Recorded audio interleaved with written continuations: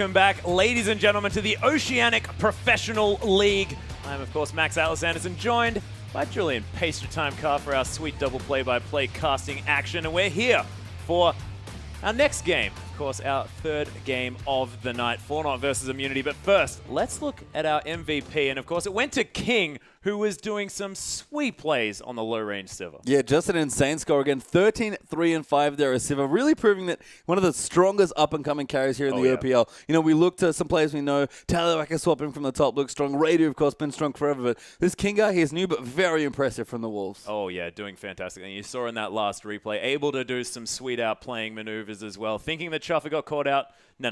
Doesn't matter. Just gets turned around immediately by King, and he looked brilliant doing it. Yeah, we've had so much fun watching the LP. We'd love to know how you guys at home are watching as well. So go ahead, get on Twitter, and use the hashtag IamOP on Twitter. It's a picture of what you're doing. Are you sitting at home? Are you hanging out with friends? Are you out somewhere? We'd definitely love to see how you're setting things up. Are you on a mountain? Are you underwater? Do you happen? Yeah, maybe on a train. In fact, if you are underwater, please definitely send us a picture, because I want to see how you're managing to do that.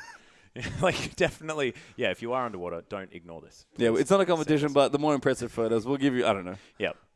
More favorites on Twitter, who knows? Yeah, well, I'll look at it and write you a tweet saying you're really cool at stuff. You'll see the joy in his face as we go through the game here. As we are, of course, going to move into our next matchup as well. Fortnite versus IAM. Going to be an interesting one.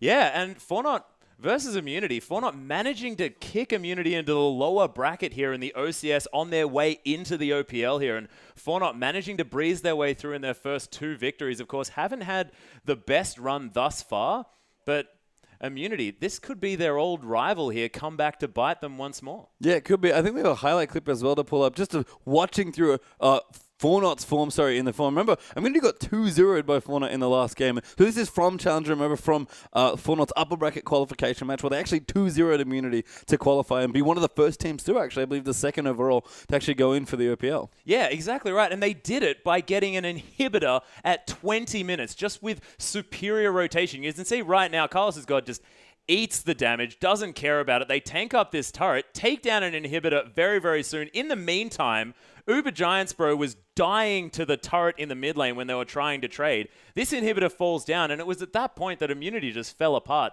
And in Game 2, things weren't looking the same for Immunity. Fortnite just ran over them in that particular one, but we'll see whether Fortnite can do it again, or whether Immunity, they've sort of caught themselves back up and they've got their minds in this game. Yeah, and it was just such aware play and really strong, just strategic play by Fortnite, and we haven't really seen it again so far in the OPL. No. They're struggling a little bit to maybe make that transition from the Challenger level up to the OPL at the professional level. And honestly, for Fortnite, especially in most of that qualifier, but especially in that series against Immunity, it was all about the mid-jungle synergy. But Moya and Naya just haven't looked the same since they've entered the OPL. Yeah, and there's also the fact that, of course, Moya in that game going 6-1-7, I believe, on that Orianna, just hasn't had the same performance on that champion where he looked so comfortable previously, and we'll see whether he can get back onto that form, because of course we know that he can. We've seen it before, even against this team, and we'll see whether Cheese is the one that makes the difference, because of course he wasn't on the lineup. It was with their old mid laner Claire when they first played off against one another, and Cheese going to offer a different flavor here in the mid lane. Yeah, Immunity seems to have kind of worked out a lot of the kinks, it feels like, and just seemed like a much smoother team, especially after a bit of a bumpy first few games.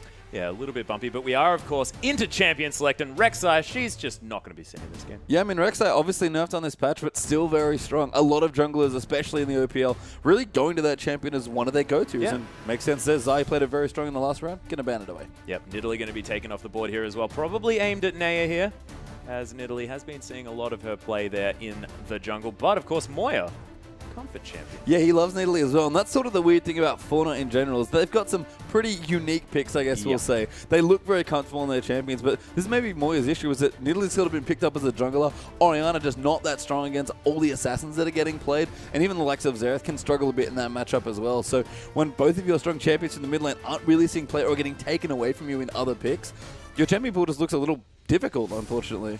Yeah, it is a little bit. Lissandra going to be taken off the board here, and that's just a pretty standard ban. You're not going to see, you know, that on any surprise on our faces after that one came through. Ari taken off the board yet again, and we'll see whether Immunity mix it up for their last ban as Nah gets taken away from JK Smithy. A little bit interesting, of course. JK Smithy has a lot of options, and Aurelia has been something that he's looked fantastic on, even though they didn't quite manage to win that first game. But we'll see what Immunity go with. Are they going to ban Amumu? Are they going to ban Wukong? I don't think so. It'd be lovely to see some sort of target ban, it. but we've seen a lot of standard bans so far today in the OPL, and I'll see what Immunity want to go for. Ari, of course, very strong. You mentioned Lissandra, 2 very standard bans on this patch. Kind of weird to ban now when you have a strong Aurelia player in your team, but just such a strong champion. I guess it's for not the banned it away. Yeah. So that would make sense. And they're going to insta-lock that Aurelia here as well. Carlos has got actually doing some work on that one, of course. Didn't actually manage to win with it here in the OPL. Actually lost a game, but did go 2-0 on that champion in the OCS on his way up here. So very, very comfortable on that one. Immunity now have an opportunity to answer back. And we'll see what JK Smithy takes into it. Of course, a Malphite player could take it into I mean, that's his most common pick here, and it's funny. Aurelia is such a good pick here on the blue side for Fortnite because it takes it away from JK Smithy. It effectively blocks the Rumble pick because Rumble's kind of no good against Aurelia in lane. And, you know, you can play Malphite. JK Smithy's done it quite a lot. If you really wanted to go deep, I guess you could play Vladimir as his other standby champion. But JK Smithy, he's done it before. He has to make some choices here, and we'll see what he wants to go for. Yeah, at the moment, not going to make that decision, though, unless he's going to take that Janna into the top lane, and he's going to lock that one away for T-Gun. Again, T-Gun, you know, cops a little bit on the old social media for playing that Janna, but the last play that we saw out of T-Gun on Janna was unbelievably good. I mean, as aggressive as he wants to be as a support player, like, he's still a very solid Janna player. Like, just because we might know him more for the Blitzcrank, the Alistars, the Leonas, more aggressive, supports Thresh as well, he's still a fine Janna player here, and you can tell that Immunity really value it as a high-tier pick because they constantly first pick it. Yeah, they do, and locking away the Jarvan as well here for Zahi has seen a little bit of success on that one, but in response, Fortnite straight away with Kalista and Annie, the really powerful bottom lane. And I mean, that Annie could be going into the mid lane there as well, but of course, so strong. Just throwing Annie into the team and just drop a Tibbers on him as well. That is so much CC. Yeah, great against Janna as well.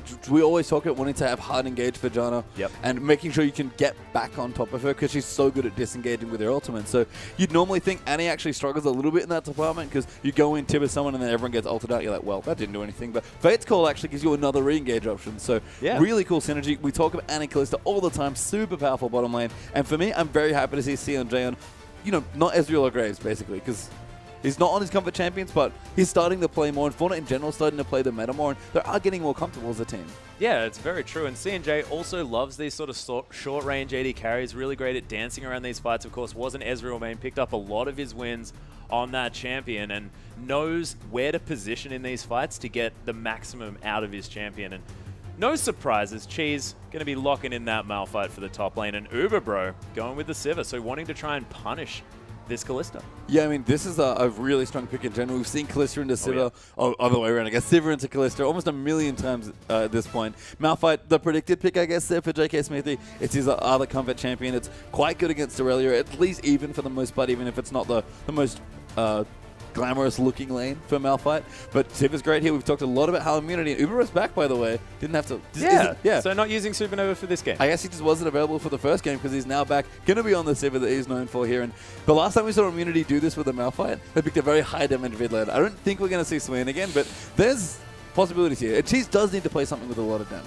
Yeah, well, I mean, high consistent damage as well that comes through from that Swain. And if you can lock people down and if you can keep walking at them, with that on the hunt available as well. I mean, Swain is a fantastic pick, but Fortnite, if they pick up this Xerath, is that going to deter them from the Swain pick? I mean, probably. I don't think you play Swain into Xerath in general. I mean, Xerath's a very strong blind pick just because he's almost always good in different situations. Like, you never really, like, what are you going to pick in a Xerath that you're really worried about, right? Like, Lulu's kind of but you can kind of counter push. LeBlanc's a little scary, but you can navigate the matchup reasonably well. So it's just a matter of what they want to take here. They've got almost any option here. Xerath's very safe, but at least for Immunity have basically any option they want as far as mid lanes go.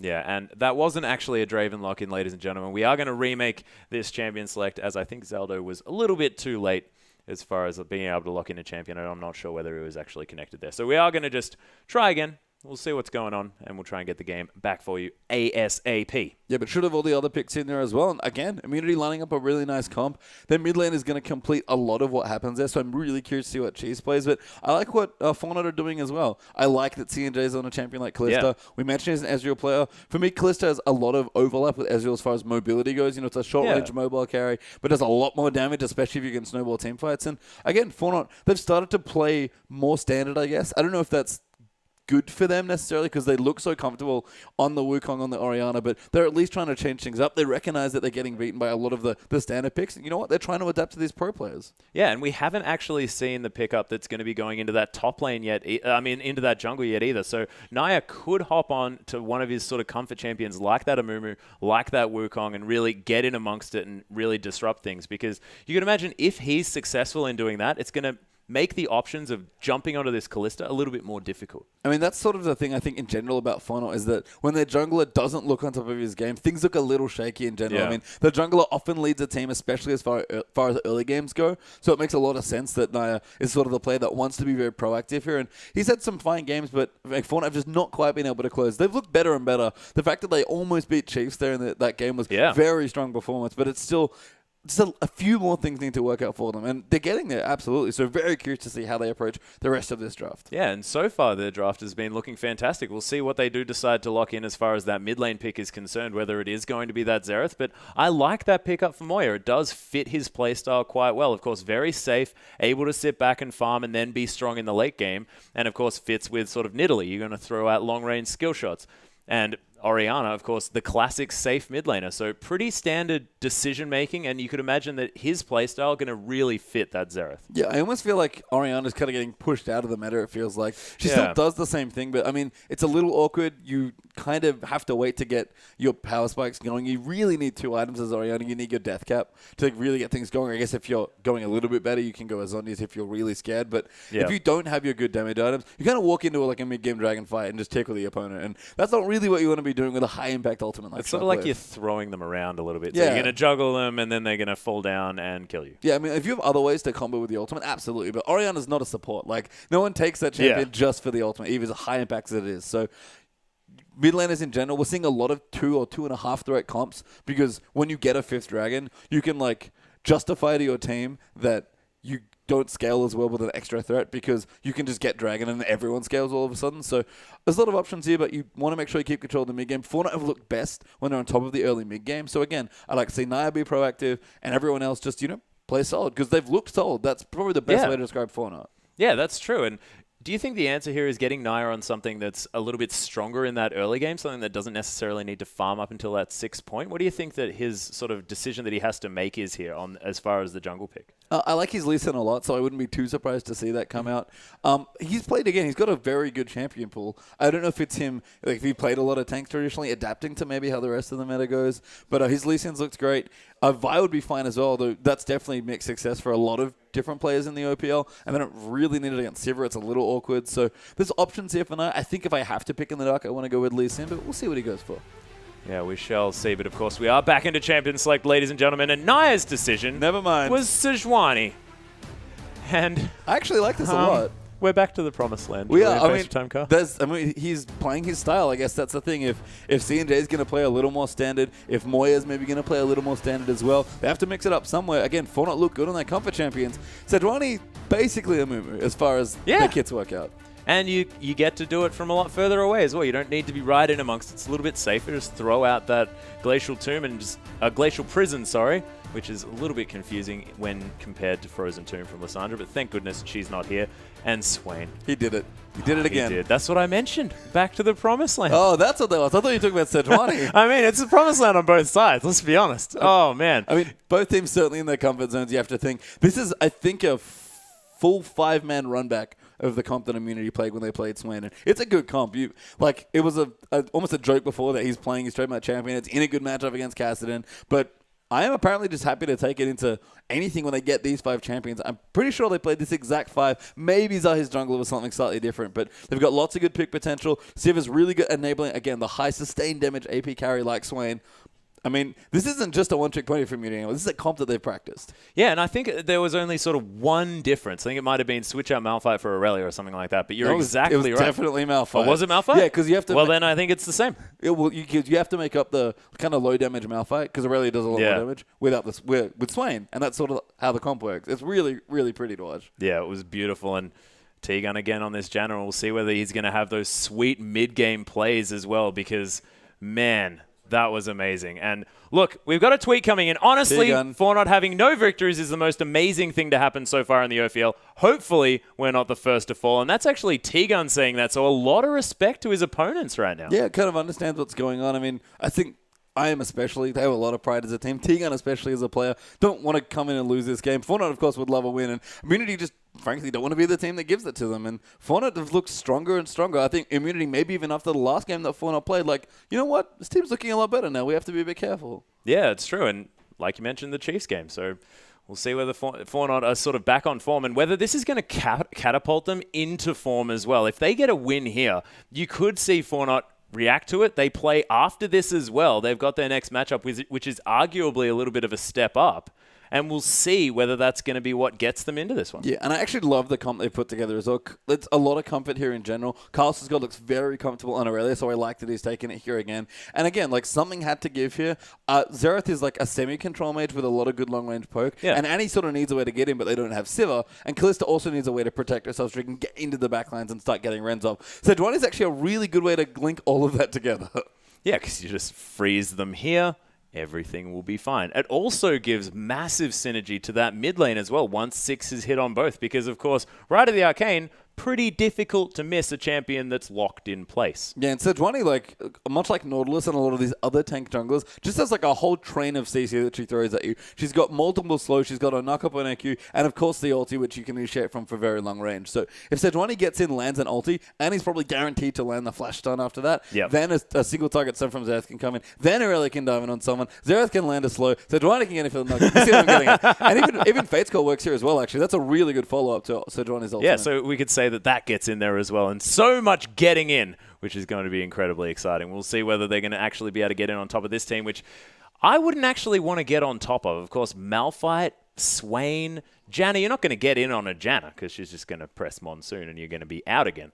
So it could be very scary. Plus, on the hunt, I mean, they want to be the ones acting here. You have to think, is it going to be sort of Immunity wanting to get these fights started? Or, as you mentioned, is it going to be Fortnite wanting to start? Or is it all about this early game and how that goes as to who's going to be on the offensive? Well, if we have sort of a slower early game especially, then the mid game's going to be insane because there's so much hard engage between these two teams. Yeah. Janna notwithstanding, we've seen what they do with Sivir and Swain when he slows people down and gets never moves going. We've seen what Juv and Malphite obviously have great initiation as well.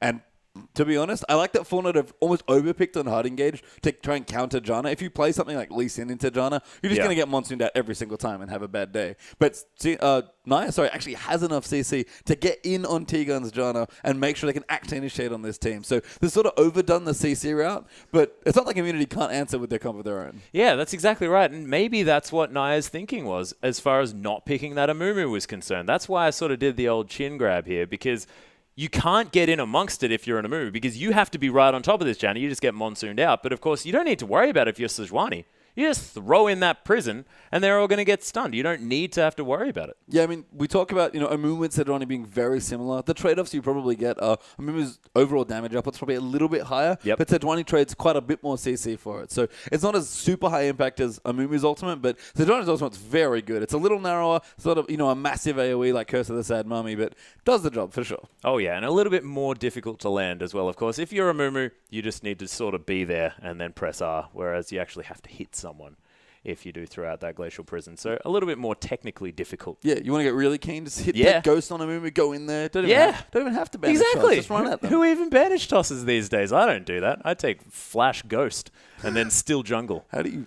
Okay, that's very impressive. Yeah, I've had a rough experience on the Rift. I was talking about my AD Thresh just before, and that wasn't working out either, ladies and gentlemen. Maybe I should take some hints from these I can people. tell you that unlike your recent drafts in games, these guys actually have really solid stuff. So I'm very excited for this team comps. Again, the theme of just in general this patch, but also today, seems to be very strong mid-game. And that's what both these teams have. There's some decent scaling back and forth. There's a lot of team fight here between these two teams. That's probably one of the most unique things about them as teams is that they both love to actually take team fight compositions against each other. We see a lot more pick and a lot more just mid-game strength and more general AoE rather than team fight AoE. But both Immunity and Fauna really like to fight with high-impact ultimates. We talk about Malphite. We talk about Amumu. Like, these are ultis that you're getting into really fight 5v5 with. Oh, yeah, most definitely. One thing I want to touch on is the fact CNJ picking up Kalista for the first time that we've seen so far. The answer coming through from JK Smithy, very standard pickup for him, but you have to think that that's also tailored around this Kalista pick just a little bit, because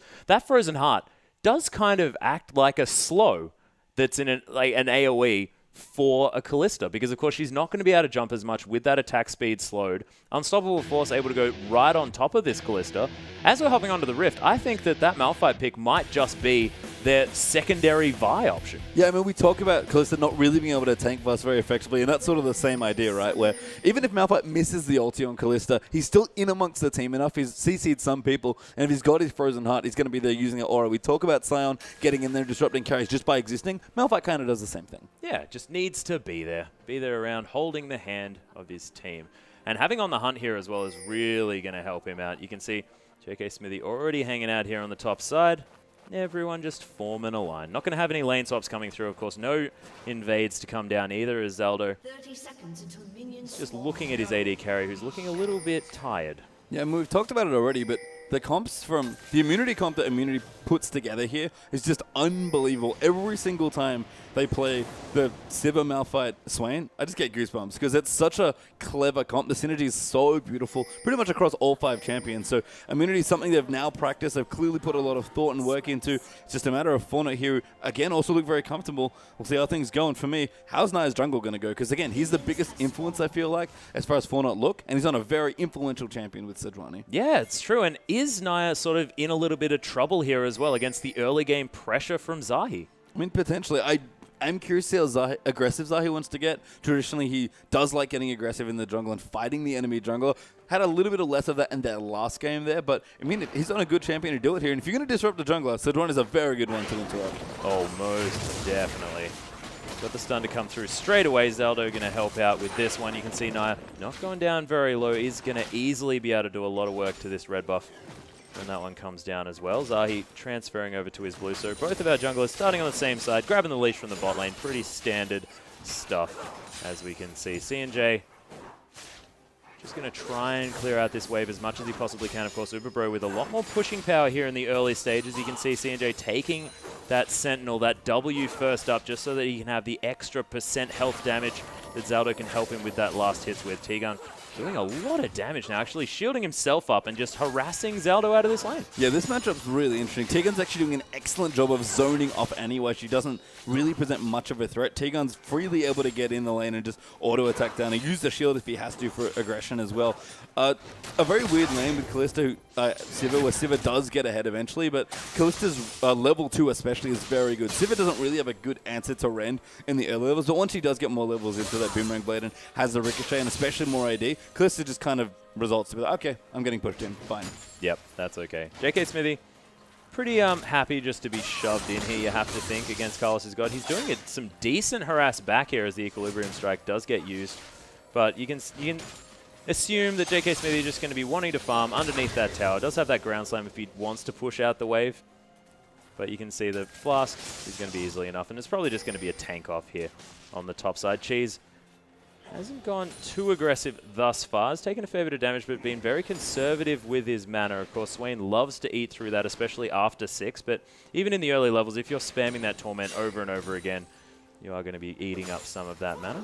Well, this is a really interesting mid lane matchup because we talk a lot when we see Xerath about respecting Xerath's range, because if you get into trade with Xerath and you don't trade correctly, you eat so much damage on the way out between the stun, the slow, and just the general low cooldown Q poke damage. So, speaking of poke damage, T-Gun takes a lot of damage, but Zaldo forced to use that heal. First blood from CNJ though, as T-Gun goes down, getting the Ren sets here onto Uberbro as well, as CNJ wants to continue the onslaught. That was beautifully played, and did you see the use of that passive proc from the Sentinel there as well? Beautiful Kalista play in the bottom lane. Yeah, really smart stuff. I mean, that was almost surprising how quickly T-Gun died, but Janna's pretty squishy, and again, Kalista, no joke in the early levels with that Rend. It just does so much damage. Yeah, of course, doesn't quite have the power spike, but you can see another gank here in the mid lane as the Never Move going to hit down onto Moya. The Ignite's there as well, and Cheese Of course he does. Picks up the first kill for Immunity. Yeah, and one wonderful trade there in the bottom lane is traded for a beautiful gank by Zahi in the mid lane.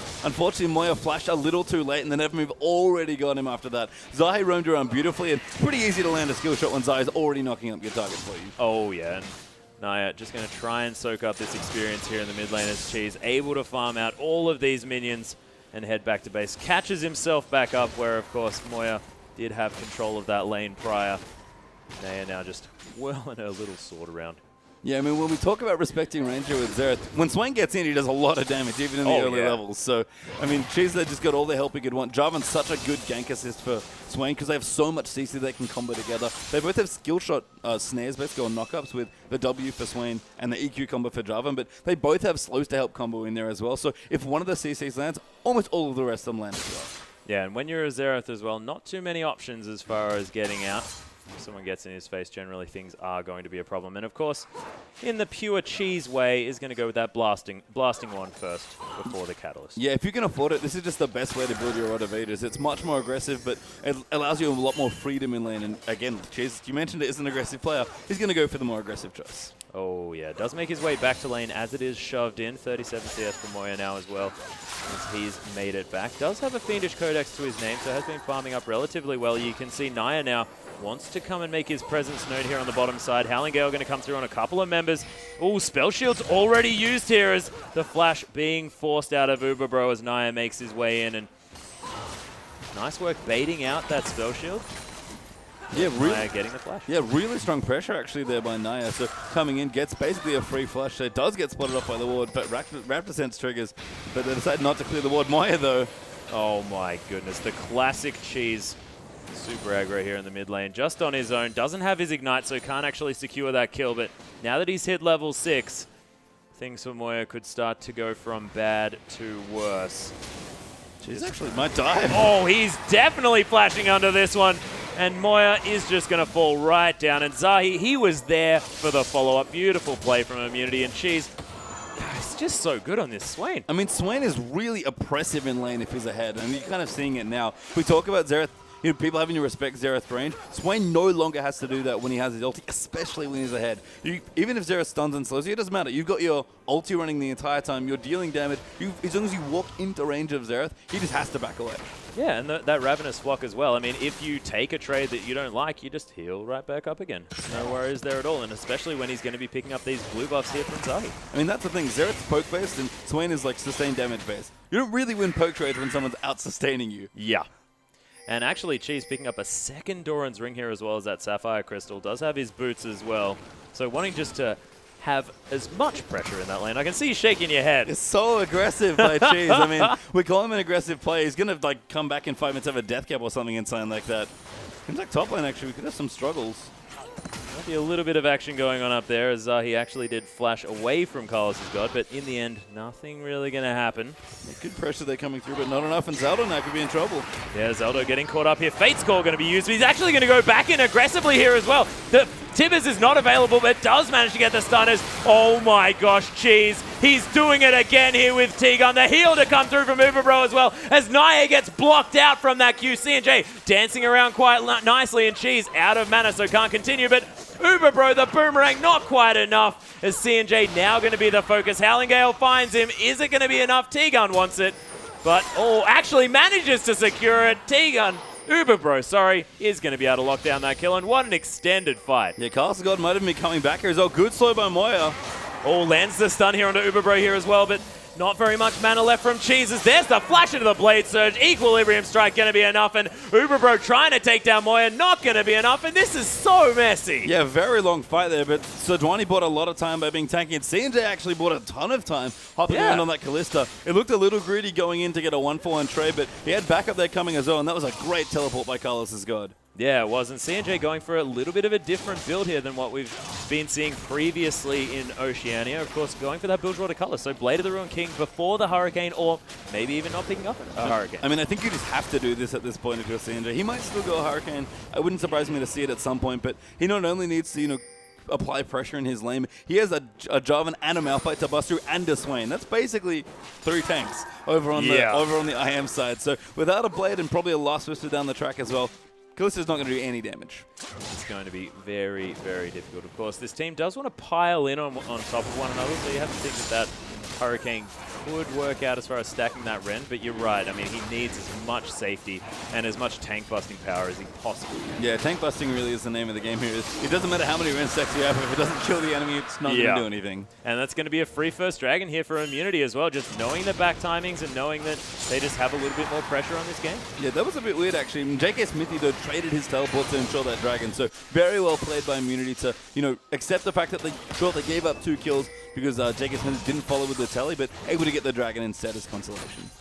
Yeah, so Carlos' God being up top, of course, didn't have his teleport, so that would be the reason why Immunity were able to pick that one up so easily, because, of course, Fortnite, they've got a 1,000 gold lead here. Yeah, and that's all to do with the kills they just picked up as well. The teleport got a double kill for Fortnite as JK Smithy just faced Extra Rush at the wrong time. I mean, that's all the interesting thing about Dragon is that you basically trade late game stat bonuses for gold right now, and it's just kind of a trade-off for your team. Can you do more with the gold that you've just gotten because you try and make some sort of trade, whether it's a tower or some kills, or is it the game just going to continue on a little more passively and your opponent's going to get to benefit more from the stat percentages? Yeah, and I like it from Fortnite as well, because Carlos' God didn't quite have that Trinity Force available just yet. I mean, CNJ only with the Bilgewater Cutlass, not going to be able to be sort of this team-fighting Callista that we've seen coming through with so much Ren stackability. Naya is in this bottom lane, but not going to quite find the engage that he wants, as Immunity do seem to be wise to it. Yeah, unfortunately, it's very awkward to engage on Sivir with just one stun here, because Spell Shield just does so much work, even against an ultimate like Sidroni's. Yeah, Spell Shield used a little bit late here from Uberbro as well, as he's falling behind in the farm. CNJ doing well as far as, you know, a matchup that he just picked blind. Yeah, I mean, Callisto, again, it's really weird against Sivir, because your early levels are great, and then it kind of falls off generally at this point, but the Bilgewater Cutlass actually gives you a lot more play in this lane, and they have the more aggressive support here in Annie as well, so you can see CNJ just not letting them back into the lane, and if that happens, Sivir can't push out. Yeah, you can see actually Uberbro getting a fair bit of work done on Dazaldo, but does have a few pots available, and he should be fine. Wants to have that stun ready. The arrow not going to quite land. Pierce being thrown out by CNJ. Ooh, managing to get some auto attacks down here, but a nice Howling Gale. CNJ is getting torn apart in this matchup. The aggressive Monsoon, and Uberbro picks up the kill. The Ignite to come down. Tibbers is bashing on Uberbro. Zaldo picks it up and survives after that flash. Tibbers, the MVP of this one, and they go 1-for-1, trading the AD carries. Yeah, Tibbers does work. The burn on that bear is not a joke here. It does much damage if you're in range. I'm actually surprised that he didn't like alt-click it onto T-Gun just to annoy him. And there's Sivir getting banned. A good trade there by Zelda, but CNJ a little too aggressively positioned there. Yeah, maybe a little bit as Moya going to move out of the way of that never move. Turret is going to fall in this top lane, though. JK Smithy got pressured out of that lane and does come back with a chain vest. Not going to be as useful against the true damage coming through from that hit and style. And Carlos' God is doing some work up here. Of course, not too far behind, and Malphite just wanting to be on ultimate bot towards that late stage of the game, and Immunity sort of holding on, you have to think, until they can get that perfect team fight. Yeah, we didn't get to touch on the matchup there with all the action that was going on, but it's actually very intricate at the early levels. JK Smithy definitely knows the matchup, so he'll navigate it quietly, and has done a pretty good job here, even in CS. But actually, Naya might be caught out. Might be a little bit caught out. Laserberg going to come over the top as Cheese gets stunned up here. Ravenous Swat doing so much work, though. There's, in fact, a point-blank right of the Arcane from Moya, but now he has no mana. Cheese might be able to pick another one as both of them flash. Everyone flashes. Finally, Zahi gets the kill, but trades his life as Carlos has got is here with that Transcendent Blades in order to pick up that kill. Yeah, unfortunately didn't have his Blade Surge back, so couldn't hop to a minion after the ultimate and really get the second kill there into Cheese. Does roam very nicely in the mid lane. That was actually just a walk back to mid, didn't even teleport, actually just came back up and get pressure on the mid turret as well. So we talked about it a little bit. Carlos has gone one of the best looking players for Fauna on a comfort champion here in Aurelia. 2-0-1 for the Trinity Force already done. He's looking to carry for his team. Yeah, and he also is going to be able to get this outer turret as well. Yeah, cleans that very nicely. And 2-0 now actually for Fortnite. So again, that Dragon trade earlier on, Immunity sort of trading for a bit more late game scaling, but Fortnite picking up all the flat gold early on. Yeah, you can see now Dragon is going to be up in about 1.5 minutes, and JK Smithy wants to answer with this outer turret in the top side. Teleport's available across the board for these top laners. And you have to think, I mean, Giant's Belt and Chain Vest in comparison to that Trinity Force. Teleport actually coming through to this bottom side. JK Smithy wants to make something happen. The two-man unstoppable force. The heal going to be used. C&J holds onto his life for a little bit longer. Carlos has got a little bit late on that teleport as Naya wants to get that Glacial Prison out. Wants to land the ultimate. Can't quite find it here as Carlos is God just going man mode under the tower. Zahi coming around the side just a little bit. Cheese now finding his way into this fight. Pops the ultimate. Zahi is flashed on after him by Naya, who is going to pick up that kill, and now Cheese getting stunned up. Zaldo in a bit of trouble. Ravenous Flock, there's the Torment. That's going to easily secure that kill, and finally Naya finds his way back in. Still has the ult primed, actually, as Carlos has got. He's going to pick up Swain. Oh my gosh, the Rite of the Arcane there as well.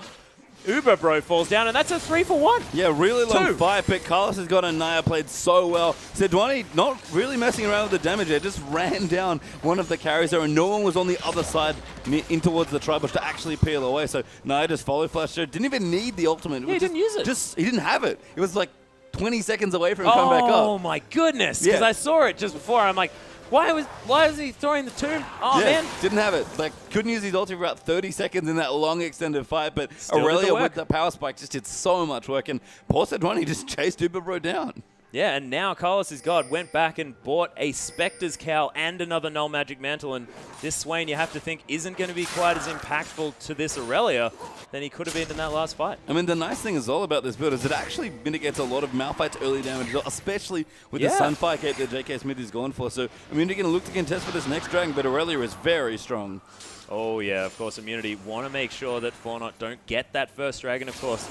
Did manage to pick up the one earlier on.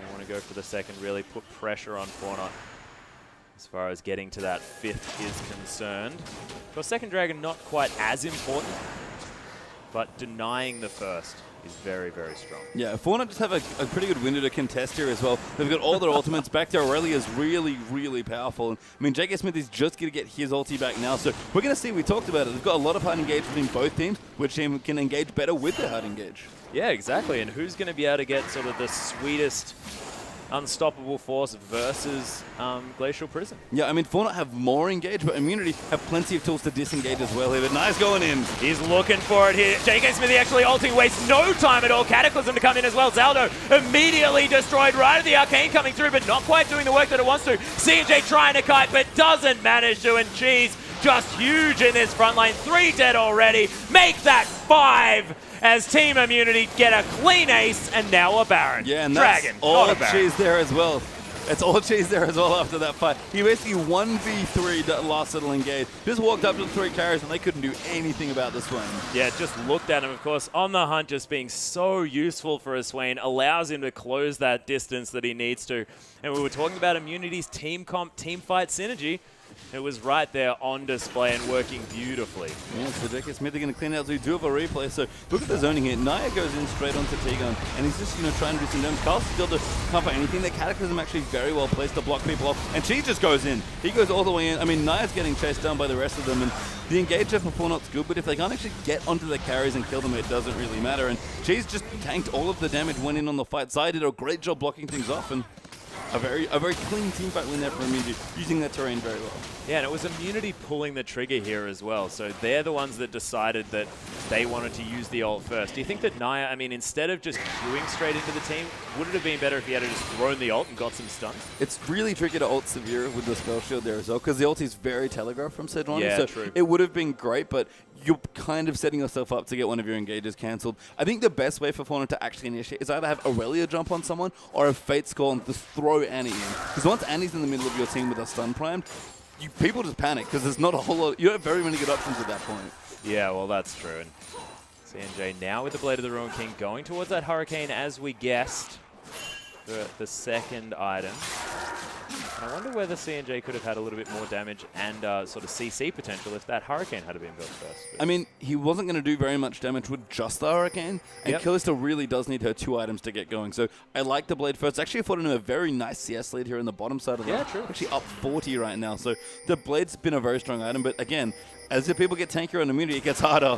Yeah, Zaldo actually, missing the bear. Good ult, There's the Glacial Prison, though, as T-Gun forced to use that flash right of the Arcane here, as well as Cheese coming round, trying to get the work done. Zaldo hasn't even died yet. as he gets pulled back out. Monsoon for the disengage as Carlos' God was the only one to pick up the kill. Cheese is dead. There's a couple of flashing health bars though, as Carlos' God just more than happy just to stand around amongst his enemies and get work done. Uberbro though is going to take down C&J. Naya is trying to do some work onto JK Smithy here. Arctic Assault right onto his back as Carlos' God continuing to run through those Transcendent Blades, keeping him healthy. But you can see JK Smithy doing so much work. The shutdown, and Carlos' God, what is going on, dude? So another crazy fight there, and that was all over the place. C&J somehow got himself killed, basically 1v1 by Siva. After starting a really good fight, they actually funneled down the choke up towards the top of the red buff and just kited the rest of them through. Zelda, again, somehow lived on Annie with basically no health. But that gave all the C&J time in the world for him to get the rend sets and start the teamfight snowballing. Problem though, Fortnite went back in, split up around the ridge there, kind of leading into the choke down from red side. And if it wasn't for Carlos' God being able to get Blade Surge to get a dangerous game proc, that fight might have gone pear-shaped. Yeah, and I'm starting to believe his name here. Yeah. Like, Carlos is doing so much work. How he managed to survive in that fight, just facing off against so many foes, was amazing. Yeah, it's going to be cleared for immunity. Yeah, I mean, Carlos has just had so many good games for immunity. It's funny that his name is Carlos' God, of course, self-proclaimed there, presumably, but he's played very well for Fortnite. He's probably been the best performing member so far for the team in the OPL. And again, this is a very close game here. They are down on Dragons, which is not ideal for Fortnite, given that if you're down at Dragons, you probably want to be up in gold, but they've got a decent amount of towers. They've got plenty of room to move. Kallista's getting bigger. Aurelia is very strong right now. Things going well. Yeah, they are, and of course they're only down by, what, 400 gold? That's negligible at this stage. Really doing well for their team, and Banshee's Veil is now completed from Carlos' God. You have to think it's probably going to break relatively easily, but having that magic resist just on its own is brilliant here for this Aurelia. Yeah, Cheese, you're dead, buddy, in the mid lane as JK Smithy looked for the teleport to come in, but he's amongst 5 members. C&J just dies there as Unstoppable Force comes in. Naya tanking up the turret. He's going to be able to move out of the way. I think this inner turret is going to fall down. Carlos has got at full health. T-Gun very squishy here as the tower falls down. And you have to think that Fortnite probably want to disengage at this stage. They have nice ultimate. Zai might just go in. Oh my goodness. JK Smithy gets destroyed. Of course, the split push was going on here on the backside as there's the Arcano Pulse onto JK Smithy. Doesn't quite finishing him off, as that Null Magic Mantle and the Mercury Treads are there. Uberbro picked up an inner turret in the bottom side, but of course wasn't able to offer anything for his team. Yeah, and I like the dive there by Fortnite to get the kill into Cheese, but just a little too much time lost. They're not able to get the, eventually able to get the tower, but not really able to chase any other kills. And Uberbro made the right choice. They just stayed in the bottom lane, kept pushing. Siva, I mean, she's very good at pushing, and that's kind of what Uberbro's set himself up to do now as a PD, so going to do very respectable damage. But Callista picked up the Hurricane. Probably most importantly, though, as we talk about item buys, Cheese just got his Oni, so that dive can't happen again. Yeah, that dive is not going to be happening. And we've seen when Cheese picks up this item just how aggressive he can be and safe he can be as well. Really playing with the Fortnite team and drawing so much pressure. I think you bring up a great point about aggression. There aren't that many AP champions that can actually use Zhonya's offensively, but Twisted Fate arguably is one of them with baiting in. Kassadin's definitely one of them when you can Rift Walk aggressively, False Pulse and then pop it. But Swain's definitely one of them as well. So yeah, the fact that Cheese gets so many options from the Zhonya's but can still be the aggressive player that he loves to be, I mean, he's a Swain player. He knows what's up. Yeah, and it's also, it works so well with the Ravenous Flock as well, because you get health back while you're in stasis, which seems like a thing that shouldn't happen, but it's just cool. Yeah, the birds do not freeze in stasis with you, just you. So really strong team fight cooldown there as well with the Zhonya's. So Cheese again, he's going to go in.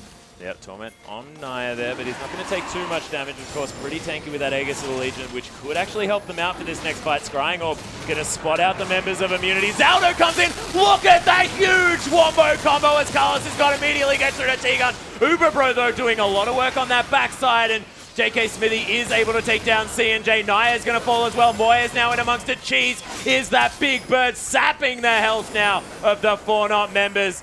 And Uberbro, he's alive. And C&J isn't, and Carlos has got now trying to do something, but of course at all odds, not going to make it, and only T-Gun died somehow, and that was the perfect engage by Fortnite. I think Fortnite should appeal to actually kill Cheese there because they left him to be and Moya got solo killed by the Swain with the blue buff. So Immunity going to get their third straight dragon. Now a really good engage by Fortnite, but kind of missed on the execution just at the end of the fight. Yeah, a little bit unfortunate because it looked fantastic. Let's have a look at it again. Yeah, so FaZe Cult throws Annie an immediate stun followed up by the Glacial Prison. Actually a good block there coming by, I think, Cheese, who blocked the Q from Sejuani to block some of the extra CC coming in. Zerathor looks great here. Naya is getting low. They actually get a good stun onto Cheese, but can't kill him in the rotation. And that was part of the problem, is that from that point onwards, they left the fight and Moya just couldn't 1v1 the Swain.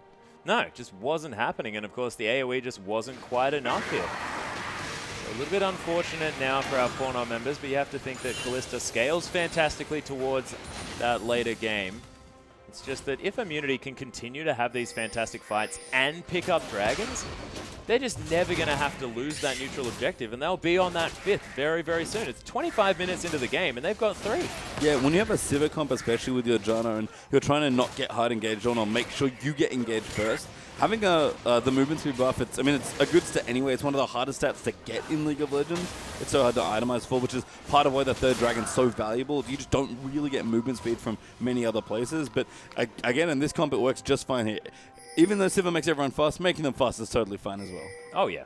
Please, more movement speed is absolutely okay. You can see wards are now going to be cleared from Immunity around this Baron Pit. They don't want to give Fortnite the opportunity to go for that one because you have to think with Kalista Insurance, it's a very doable prospect. And Fortnite now sort of at the desperation stage where they want to get something done, but they're getting out-rotated around this map as well. Immunity able to take down this inner turret with no response from Fortnite. Naya is still up in that top side trying to recall, and Carlos has got getting collapsed on here by Immunity. You can see they're moving around here. They are going to spot out this pink ward here eventually. And it might be the Baron that could be the option. Ping's going down drastically onto that inhibitor turret in the mid lane, but you have to think that that might be a more aggressive move than Fortnite really can do right now. Yeah, I mean, Fortnite thankfully have very good defensive wards in both sides of the jungle, especially the blue side. They're moving up towards the Baron, so they're able to spot out the movement. Mending Wave is a little too far forward to see Immunity come down the mid lane for that rotation, but at this point they'll probably take the turret. That ult though. Oh my goodness, Glacial Prison coming through. Cheese gets stunned up. Does he have the Zonyas? He does if he wants to. That Monsoon was insane, and Cheese now just birding amongst it. He's going to fall down, though, eventually as Moya picks up that kill. The teleport to come through from JK Smithy. He has the Unstoppable Force. CNJ, he's looking for him, slams him into the ground, and picks up the kill easily. Carlos is God now getting focused on, and as soon as you get focused by 4 members of a team, you're going to die, buddy. And only 2 are alive now for Fortnite. Zahi going so aggro. Uber Bro flashing forward. Block into the Iron Solari. That ain't going to be enough to save these members of Fortnite as Naya just watches everyone on his team die. And an unbelievable Monsoon by T-Gun to really set that up. That was probably one of the best uses of terrain I've ever seen from a Janna ultimate. And when we talk about T-Gun as a good Janna player, for me he's got memorable ultimates on this champion. That was one of them. He's had multiple this game, and of course in the last showing as well was looking fantastic. I don't know who came up with the T-Gun isn't very good at Janna thing, because I mean, they're eating their words right now. I can tell you right now, it wasn't T-Gun, because he definitely feels his own ability on this champion, and rightly so. Immunity as well, able to clean up Baron there. And these team fights, man, the Swain is doing so much work, and we didn't get to mention it yet, but and we talked about a little bit when they last played this comp, but Swain, Janna's actually really good. Janna, obviously, a big peel champion, right? When you defend your hyper carry. You see the hyper carry on this team is for Immunity. It's the Swain. It's the Swain. No worries at all. And of course, this is almost like a protect the Swain comp, or a make the Swain relevant comp. Something like that. I'm not entirely sure. That's probably not a great word for it. But is the word comp? He is pretty relevant just in general. He's a great champion. Really strong here. I don't quite know what's going on with the item build right now. There's a lot of flat AP from the Needlessly Large Rod, and I assume that's an Abyssal from the Negatron Cloak. I guess he just had some awkward gold values maybe and just wanted to pick up the most cost-efficient item. 1600 gold curse. He had the 1600 gold. He's like, oh, better get an Needlessly Large Rod. But these will both be great items once he completes them as well. The Death Cap, he doesn't even have it and he's already doing ridiculous damage, and Abyssal scales so well as Swain, especially when you're almost always guaranteed to get in. The one thing I maybe don't like as much as T-Gun is going for Distortion instead of the Captain move, but after that ultimate, I don't think I can blame him. No, in fact, he probably knows better than anyone else. I wouldn't doubt him on any front at all after that performance. Really looking great. Stun going to go wide here as Moya looks for some sort of pick. Torment going to do a bit of work on Nania here as well. Does have that locket, as we mentioned before, so not going to be taking too much. C&J looking to try and clear out that pink ward as Immunity almost wanting him to do it. Wanted to bait someone forward by putting that tasty pink ward right there. Now Immunity just looking to try and use this Baron buff to try and get inside the base. You can see it has actually worn off, I believe. Still spinning around, but it might be a little bit of a bug because, of course, those minions weren't actually empowered there just yet.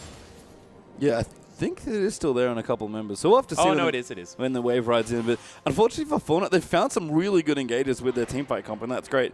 I didn't quite realize how awkward it was for Kalista in this particular comp. We talk about Ezreal, and there's a lot of similarities as far as general mobility goes. Kalista is highly mobile, but unfortunately, the one thing you can't get out of is that. Oh, here's the super hard engage. C&J gets destroyed immediately, and Zaldo now super squishy. The Cataclysm in the backside. Moya is looking to be aggressed on his cheese. Just gonna Zhonya's underneath the turret. Zaldo finally gonna fall down, and look at how much health this Swain has straight after that. And this could be game right here. Yeah, I mean, they're going to push in here. They've got plenty of damage. So the Baron buff still is a very good time to go. They're going to try and get some work in. And you can just see, again, I mean, at this point, I am just had such a strong lead that that was an easy dive for Malphite. But Kalista, she can hop a lot of times in any given fight, but they're all short hops. You can't really hop out of Malphite Ultimate. Oh, no, you're not going to. It's an unstoppable force. It's an unhoppable force, yeah, maybe. Maybe we call it an unhoppable force for now. The flavor says if you can't get out of it, and the game mechanics do as well. I wouldn't be surprised if that hop range was about as wide as the circumference of the ulti. Seriously, yeah, like it feels almost impossible for Kalista to get out of that unless she has a flash.